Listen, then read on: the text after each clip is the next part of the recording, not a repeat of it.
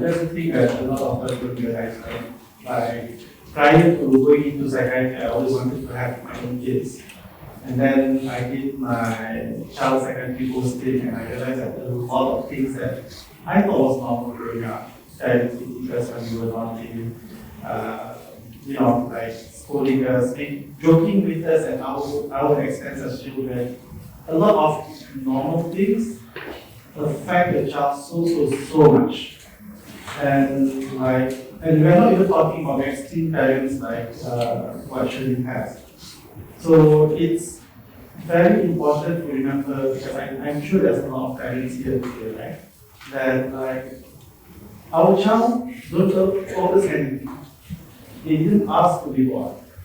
If anything, you guys wanted the child, right? So why do we expect our child to take care of us when we are old? To do this, to do that, right? So we have to remember that we brought our children to the world, and we should be providing everything to them. I mean, look at the world. Who would want to bring a child to this world? I think, right? Unfortunately, but we brought the children to the world. So we have to remember as parents, it is a huge responsibility to take care of a child. Because small things that we thought are normal, taking the belt when the child is misbehaving, raising our voices when we are tired and our child is not yapping. All this affects the child through our tongue. Okay? So as parents, I really implore you guys to kind of be very mindful of what you say here. Because you might think that it's normal, you might think that it's and you might think that you went through worse, right? But this is going to speak to your children, and then they will come to me and have a session. So if you want your child to save their money, take that way.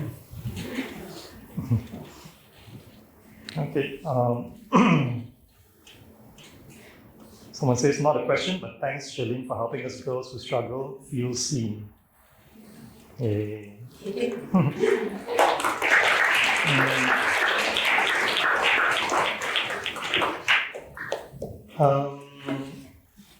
Joe, there's a question here. What is your advice on medication, and how long or when should we know to stop for long-term health reasons? For example. Okay, first of all, it's not ethical for me to give you medical advice at all. Generally, I would suggest medication. I'm a huge proponent of therapies. Right? I believe that for most neurological cases, medication will help you 30% of the way. And in fact, I use medication as a way to prepare the client for therapies. Right?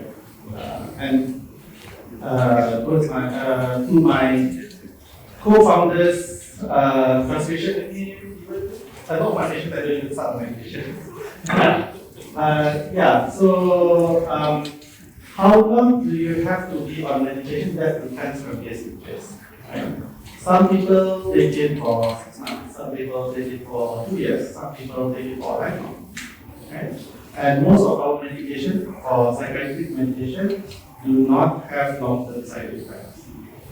Right? So they are fairly safe. I have clients who have recovered on medication for a couple of years, recovered, and I was begging them to stop the medication because they were a teacher, they were retired, and wanted to spend too much money. And they were like, no, this is like my vitamin, it prevents me from having. So even then, like sometimes you want to be on medication for a long time, that's fine. We are doing things scientifically, right? I'm not just saying this to sound nice, right? And unfortunately, pharma doesn't give me any money for this stuff. The thing is, we see things when doctors prescribe medication, and these psychiatrists give prescribe medication. We already know how the medication can affect you on multiple levels, not only placebo effect, thinking of like, oh, I have something to depend on, and things like that, but also on the chemical level, on the neuron level, and things like that. Right? So when we want to give you medication, most of the time it's not because we just want to educate you, we just want to learn from giving the education. Right?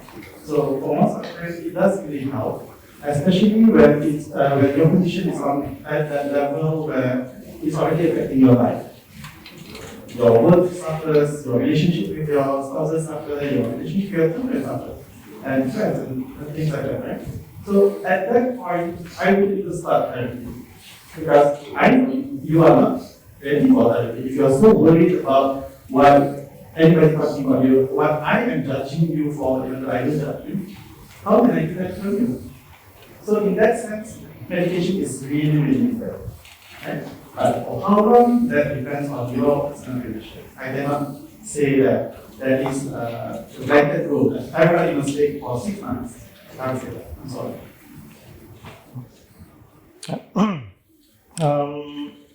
Okay, I want to go back to, I guess, to the decision to wind down 23, right? And thanks for sharing the root cause of your traumas.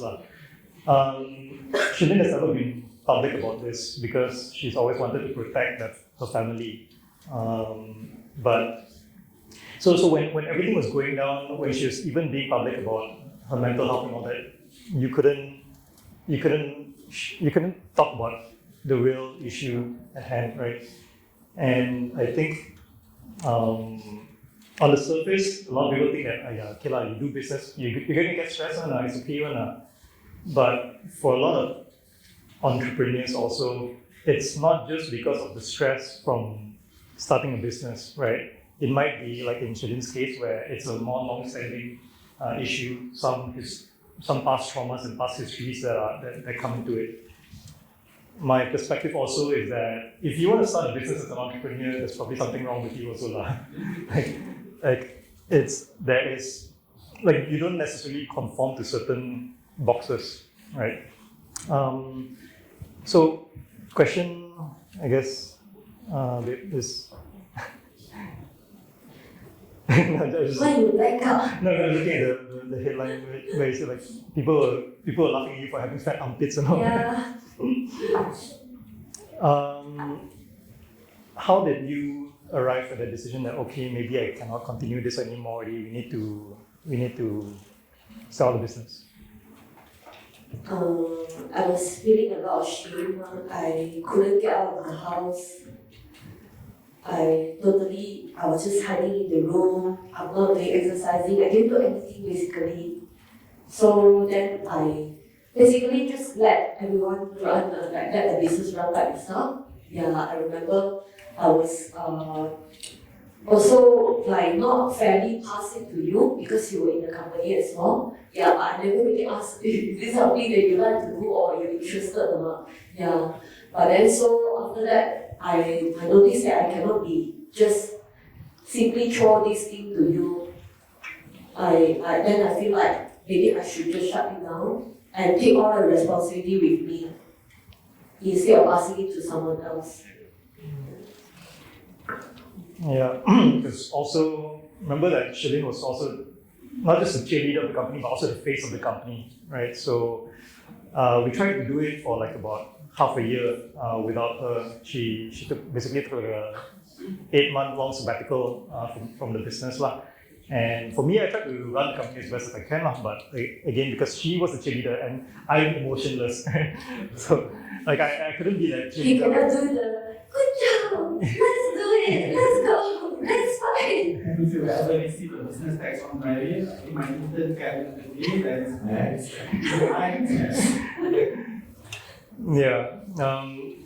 Yeah. So without the captain of the ship, it's hard to keep the business running. So we made the decision to sell it off. May I ask, are there any entrepreneurs, business people here in the audience? Anyone who runs their own business? Yes, we got 1, 2, 3, 4, 5. Okay. Well, how do you guys feel about like this journey as an entrepreneur? Is it lonely? Does anyone want to share? Oh, it's okay, it's okay. Okay, we got someone.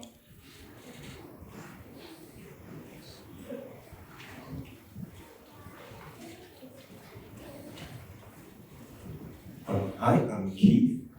I'm not diagnosed, but I do have my own journey on starting my own personal business due to my own personal struggles in the past with health. But what the difference is, what I've heard, this is based on my discernment on Sharon, that she already had this struggle back then, this traumatic struggle within her, this pain within her, and starting this business is a separate endeavor. But somehow something in between happened that I would like to ask.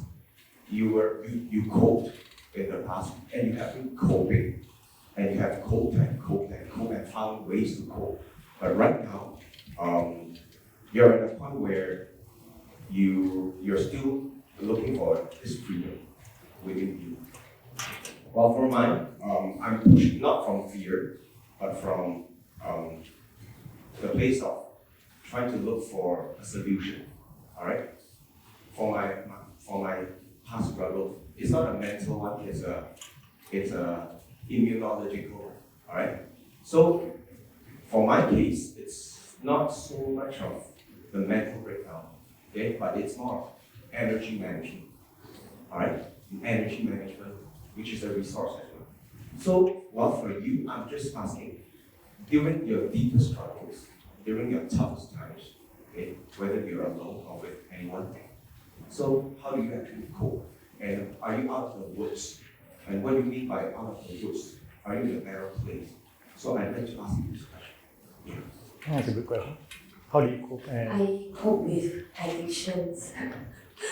So I have a lot of addictions. I have food addictions. I have cat rescue addictions. It's like I can't stop rescuing cats because I relate to them a lot. Unwanted, abandoned. The strays no one wanted. Yeah, so I cope with those addictions, and then I hide at home. I don't go out. Yeah, but for now, I'm totally out of the woods. It's really, really because of medication. Without the medication, I can't cope because of my addictions.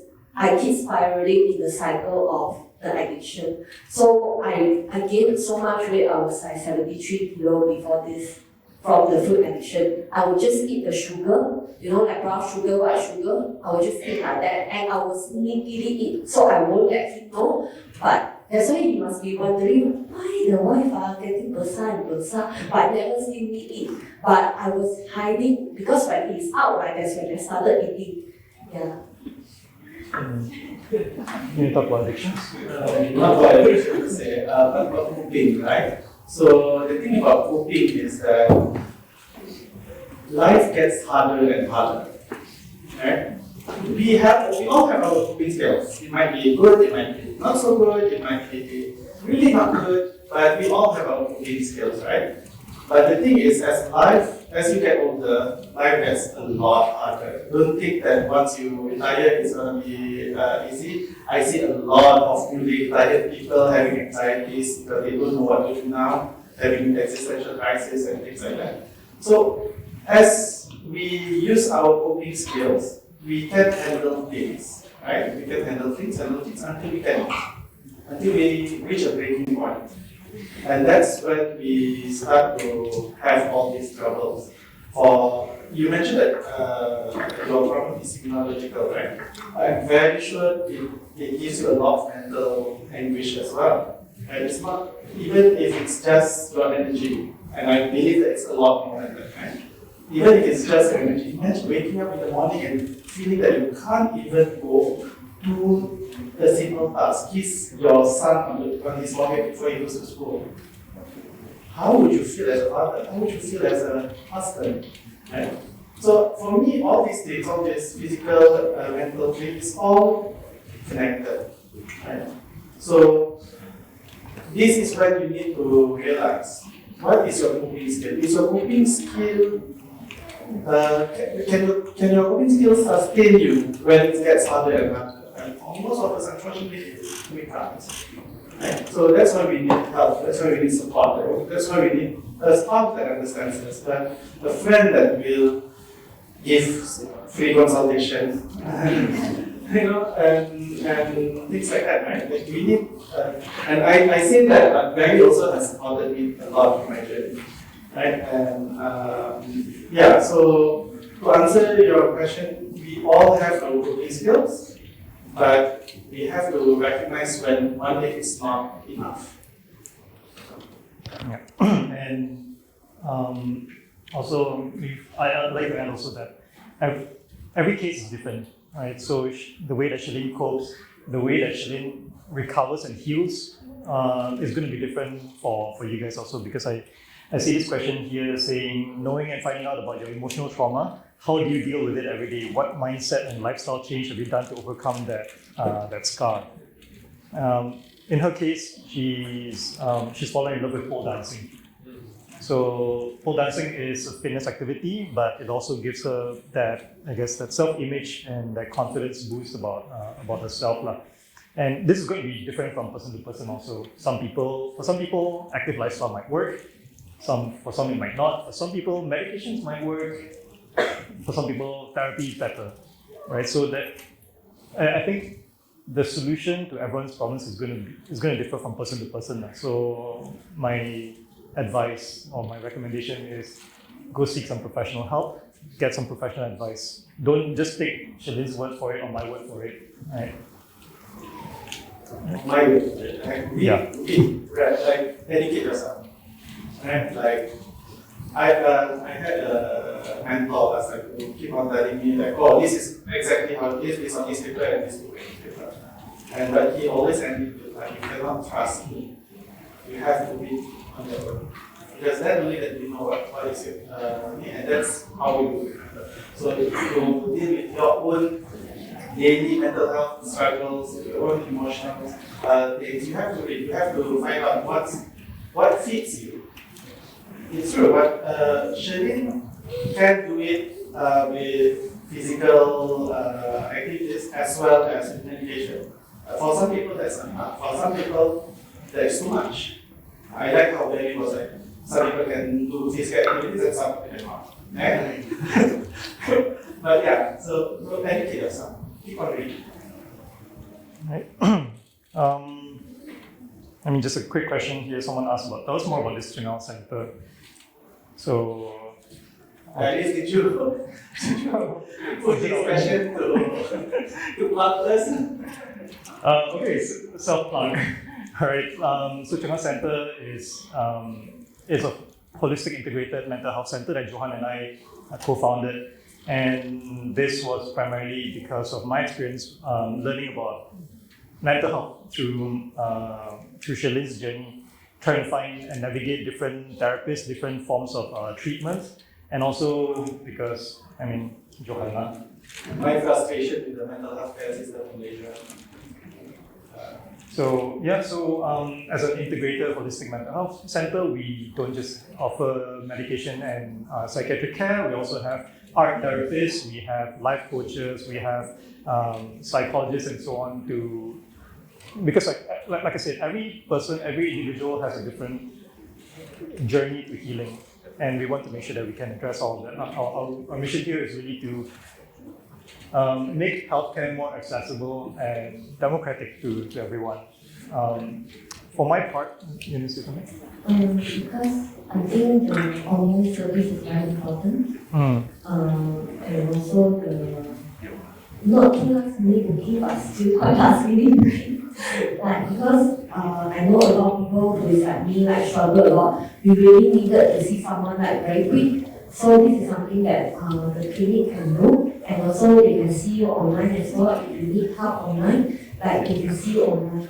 And it's very beneficial for people like me who doesn't want to step out of the house at all. And for my part, because I've been in corporate, I've been in a bunch of startups, I've worked with a bunch of different companies. My realization also is that a lot of the stigma, and I see that a lot of you voted for stigma as one of the biggest mental health problems here. A lot of the issues around stigma around mental health stigma in Malaysia, I feel is driven by the corporate sector, the companies, because we cannot take, for instance, like, can you actually take leave if you're having a down day, or if you're having a panic attack? Sure, maybe there are some companies that say, we subsidize all of your mental health claims and all that. But mental health claims means that you need to submit a claim to your manager. Your manager's going to know that Barry is depressed whenever I give him heavy workload. Okay, I don't give Barry a heavy workload. And so what it means is that Barry's never going to get a promotion. So a lot of this self-stigma and workplace stigma, I feel, is holding back this conversation around mental health in Malaysia, and that's something that I really want to solve with Chengal. So we also have like employee assistance programs, corporate mental well-being programs. We work with companies to craft an employee-first mental health policy for their teams. Okay, enough self-plug. The organizers, if we go overtime, please tell us. Yeah. Because if you keep us here, we can stay here until 12 p.m. Yeah. Let's see. Okay. So we can just ask from the floor if anybody wants to ask the question.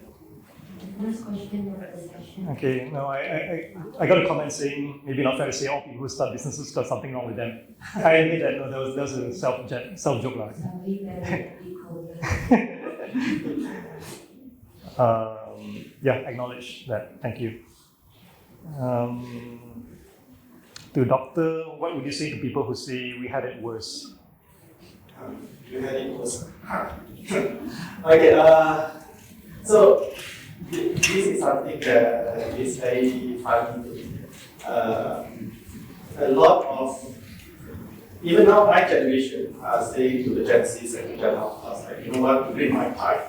Okay? And I want to share something that I learned. Like the first ever recorded documentation of during my time was actually a Sumerian carving. That was like 6,000 years ago, 8,000 years back. Mesopotamia. So every generation will feel that we had it worse. In my time, when I was a houseman, I never saw the sun. I went to work at 5 p.m. and come back only at 8 p.m. Right? And housemen nowadays, they are so privileged that they need to work only 40 hours a week or whatever it is. Right? But at the same time, if you feel that you need to say that, take a step back and ask yourself, why are you jealous of the younger generation? It's good that they have all this better lifestyle. How does it affect you that they are better, that they don't have it worse? That's one part of the question. But the other part of the question is that, do you think that we had it worse than that? My parents always say that, oh, we had it worse, right? But they managed, at my age, they managed to have a few properties. I have one and I'm struggling to pay the mortgage. Right? The prices of things are high. The expertise that during our parents or grandparents' generations, which are rare, are not super common. You have a degree, so what? You have a master's, so what? You have a PhD, so what? Right?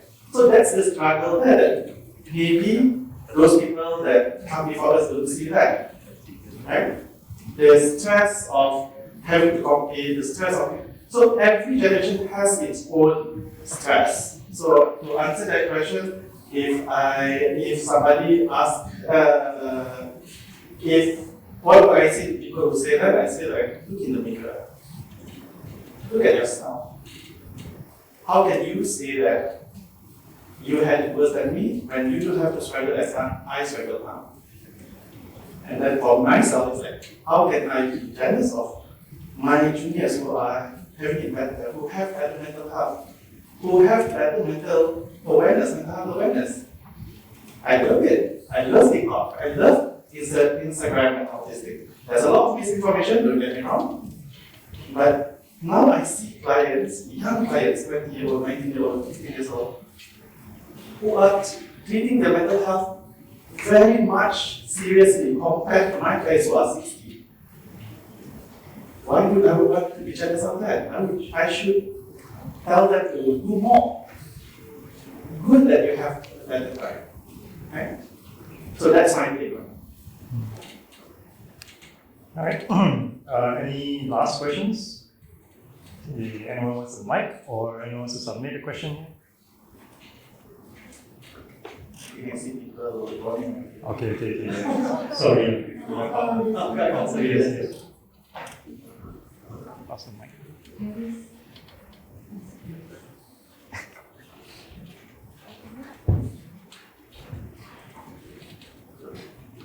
Thank you very much.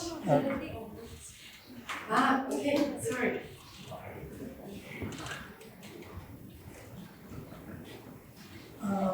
Question is to the lady. How do you interact with your mother? How do you speak with her when she speak like that to you? Like not wanted, and then do you just keep quiet? Do you try to talk sense to her that the way she speaks like this is not correct? Do you try to bring in, talk senses to her, or you just keep quiet and bear with her, even maybe quietly let her know that what she does is wrong? So how? I told her before, but whenever I bring up this question, she will tell me nothing that I said is true and it never happened. So basically she will say, no, I never said that. No, it never happened. So, or then she will say, you always young, the whole family only you always got problem. So she will say that to me, and then so I couldn't heal because of that, because I was like really wanting her to apologize to me in order to heal, but I couldn't. So what I did together with my therapist or my doctor was go no contact with my mom. So I wasn't in contact with her for I think about a year. And then now recently we have established a contact back. So during the no contact period, she actually doesn't really care. So because she doesn't really love me, I told you all, like she doesn't really care. She just said that oh she's very lonely because Mother's Day no one with her but happy Mother's Day, and that's it. She never once asked me how am I doing, why are you guys not talking to me. She never ever cared about that. So but for me, because to be honest, I still really love my parents. They are all I have. I really still love them despite everything that they did to me. I still want a relationship. So now I'm at the stage where we establish a contact and I no longer needing the validation from her. Which means I don't need her to apologize to me. I don't even need her to acknowledge the problem with me. And whenever she try to belittle me, which happened a lot of times, like because she will never change her way. Whenever she does that, I go no contact again. I reverse back. Then whenever I'm okay, I come back again. So I'm just gonna be there for her because if I count, they are already in their 70s. The most also 10 more years that I can be there for her. And the only thing that I can do is to just be quiet. Whenever she starts belittling me, if I cannot tahan, I just go no contact again. Because she doesn't really care. She also doesn't know that I go no contact. Because she's so used to it, she doesn't know I go no, only I'm the one who know I go no contact. Then after that, we establish again. So that's how I deal with it now. So establishing boundaries, but I believe like even with my parents I had to do that. They live in Chengal, not that far. So if anyone probably know them, they will tell me that I say it. I do that too. Maybe not 1 year, but I think because of my training and my own journey going through therapy, dealing with my own mental health issues, I've learned to communicate. And sometimes my parents would say something and I said, okay, this is what I'm not happy with. I'm just going to go quiet for a while. If text, whatever, I have to maintain that boundary. Either I want to talk to them, I want to see them, but I have to maintain that boundary. It's like this, yeah. Like when your parents are treating you like a child, you treat them like a child. You know, you cannot. You have to teach them that this is not acceptable. I am a grown man. This is what my boundaries are, and you have to accept that. You are my mom, you are my dad, but I am my own person. A lot of parents don't understand that. So that's how we need to do it. Like having that boundaries is very important. You can establish boundaries, you don't need to see them. Okay. The problem is we don't know how to set boundaries. And if our parents don't know how to set boundaries, what else can we do? How to set boundaries? The answer is now. So. Okay, all right. Thanks, Julian. Thanks, I Joe. have one more. Mhm. Because I think there's a jump because like how come suddenly I'm okay with my parents like not acknowledging me also I'm okay. It's actually because I'm being new set from parents, which is Barry's parents. Barry is very cold-blooded, but the parents totally opposite. They are like, Shirley, come here, let's do it, let's do this, let's do that. Yeah. So that's how I was able to do that because otherwise people will be like, why suddenly you're okay? Yeah, it's because I didn't use that for kids. Thank you. We will still be here if you guys want to ask us anything, but I have to run because I have a meeting next week. Oh yeah. But thank you so much for your questions. Thanks, Danny, for moderating. Thanks, the organizers, for having us. Okay, and thanks you guys for listening and giving us these insightful questions that we can answer. Thank you.